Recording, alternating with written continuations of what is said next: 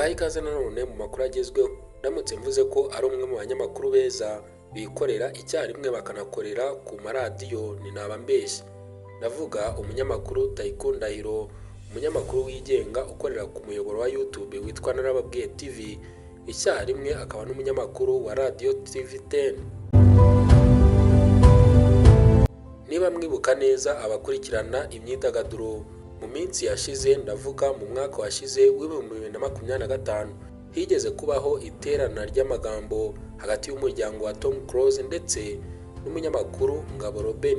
Ibi byabaye nyuma y'uko uyu munyamakuru nyine Ngabo Robin yari yavugiye amagambo atari meza mu kiganiro one on one gikorwa nyine n'uyu munyamakuru Taiku Ndahiro. Ibi ni bigaragaza ko ari umunyamakuru ukurikirwa n'abatari bake, yewe akaba anakunzwe. Uretse kuba akora ikiganiro one on one kuri iyi channel ye ya Narababwiye TV, afite n'ibindi biganiro harimo nk'icyitwa Select ndetse n'icyitwa Hat-Trick. Hanyuma se kuri ubu ngubu waba wari uzi ko uyu munyamakuru yatawe muri yombi? Nk'uko amakuru abivuga, urwego rw'ubugenzacyaha RIB rwataye muri yombi umunyamakuru wa Radio TV10 witwa Emmanuel Ndahiro uzwi nka Taiku Ndahiro. Hagati aho ngaho twe tubahaye ikaze. Amazina yanjye nk'ibisanzwe nitwa Journaliste Thierry. Urakaza neza mu muryango mugari wa Kadamu TV.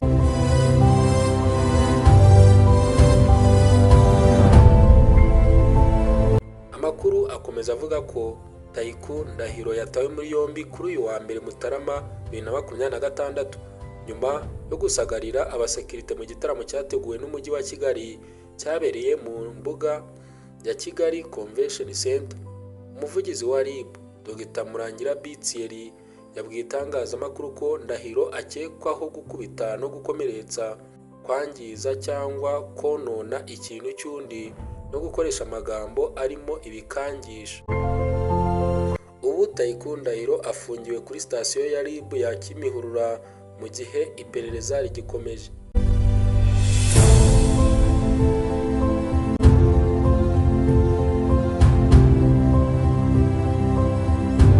Ubundi mu mategeko y'u Rwanda, itegeko rigena ko umuntu abishaka akomeretsa undi, amukubita cyangwa amusagarira ku buryo bwa kiboko bubabaje abakoze icyaha, iyo abihamijwe n'urukiko ahanishwa igifungo kitari munsi y'amezi 6 ariko kitarenze umwaka umwe, n'ihazabu itari munsi y'amafaranga 100,000 ariko itarenze 300,000.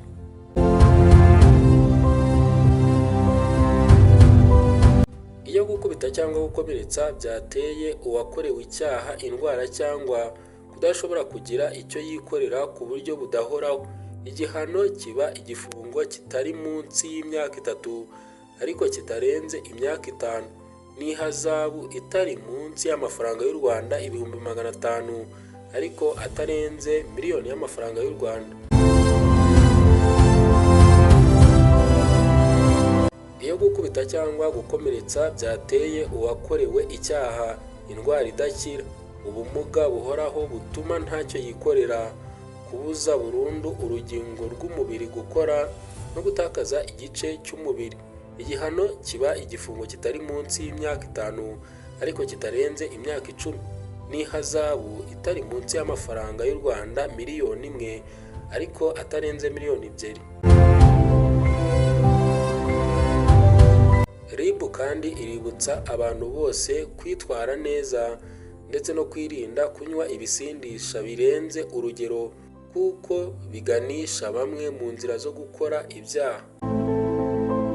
Ikindi kandi RIB irasaba abantu no kugira ubworoherane muri iyi minsi mikuru ndetse n'ikindi gihe cyose, ahubwo bakarushaho kwirinda ibikorwa bigize ibyaha kuko kunyuranya nabyo bigira ingaruka zirimo no gufungwa.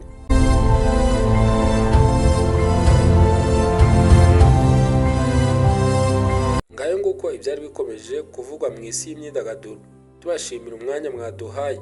Nk'ibisanzwe nitwa Journaliste Thierry. Ibuka gukanda subscribe niba utarabikora. Niba wakunze iyi video yihe like. Imana ibarinde. Hasta la vista.